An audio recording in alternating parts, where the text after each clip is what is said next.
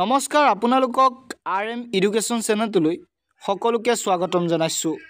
আপোনালোকৰ বাবে বহুতেই ভাল খবৰ, কিয়নো যিসকলে এডিআৰই গ্ৰেড 4 আৰু গ্ৰেড 3 ৰিজাল্ট বিচাৰি আছিল তেওঁলোকৰ বাবেও বহুতেই ভাল খবৰ।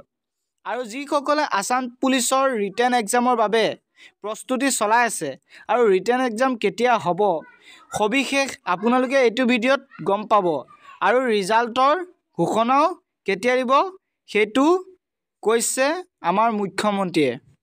আৰু আসাম পুলিচৰ ৰিটেন এক্সাম কেতিয়া হ'ব সেইটো কৈছে। সবিশেষ আপোনালোকে ভিডিঅ'টো চাই থাকিব। যদি আপোনালোকে চেনেলটোলৈ নতুনকৈ আহিছে তেন্তে চেনেলটো ছাবস্ক্ৰাইব, লাইক, কমেণ্ট কৰিবলৈ নাপাহৰিব, কাৰণ এনেধৰণৰ আপডেট আপোনালোকে এইটো চেনেলতে পাই থাকিব। যিমান পাৰে বন্ধু বান্ধৱীলৈ শ্বেয়াৰ কৰিবলৈ নাপাহৰিব। আহক এতিয়া আমি ভিডিঅ'টো আৰম্ভ কৰোঁ। যিসকলে আসাম পুলিচৰ ফিজিকেল টেষ্ট পাছ কৰিছিল তেওঁলোকে ৰিটেন এক্সামৰ বাবে প্ৰিপেৰেশ্যন কৰি আছে।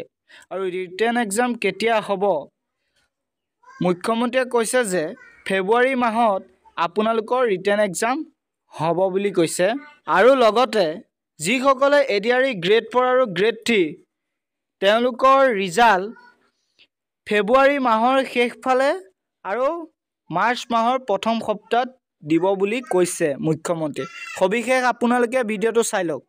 অসমৰ বিভিন্ন জিলালৈ যাওঁতে মোক বহুত ল'ৰা ছোৱালীয়ে প্ৰশ্ন কৰিছে যে পুলিচৰ ফিজিকেল ফিটনেছ আমি পাছ কৰিলোঁ, এতিয়া লিখিত পৰীক্ষা কেতিয়া হ'ব?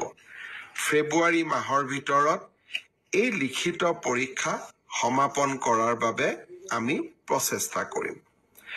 বহুত ল'ৰা ছোৱালীয়ে সুধিছে যে মামা এডিআৰই ৰিজাল্ট কেতিয়া দিব? এডিআৰই ৰিজাল্টটো আমি তৃতীয় আৰু চতুৰ্থ বৰ্গৰ আটাইকেইটা পৰীক্ষাৰ ৰিজাল্ট আমি ফেব্ৰুৱাৰী মাহৰ শেষৰ ফালে বা মাৰ্চ মাহৰ প্ৰথম সপ্তাহতে দিবৰ বাবে আমি চেষ্টা কৰিম। ইতিমধ্যে এই গোটেই প্ৰচেষ্টাবোৰ আৰম্ভ হৈছে আৰু আমাৰ প্ৰচেষ্টা হ'ব যে নিৰ্ধাৰিত সময়ত এইবাৰ আমি প্ৰতিশ্ৰুতি দিয়া